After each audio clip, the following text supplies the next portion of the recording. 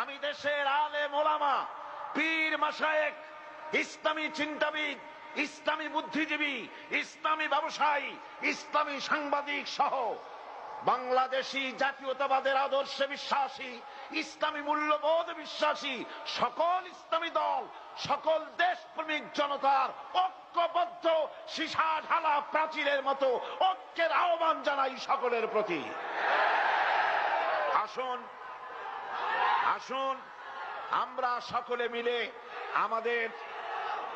সকলে মিলে আমাদের এই প্রিয় দেশ, 56,000 বর্গমাইলের এই দেশটি পৃথিবীর বৃহত্তম, দ্বিতীয় বৃহত্তম এই মুসলিম দেশের স্বাধীনতা, সার্বভৌমত্ব, এর অখণ্ডত্ব এবং এখানে কোরআনের রাজ কায়েম করার জন্য আমরা আমাদের জীবনকে বাজি রেখে আমরা সংগ্রাম চালিয়ে যাই।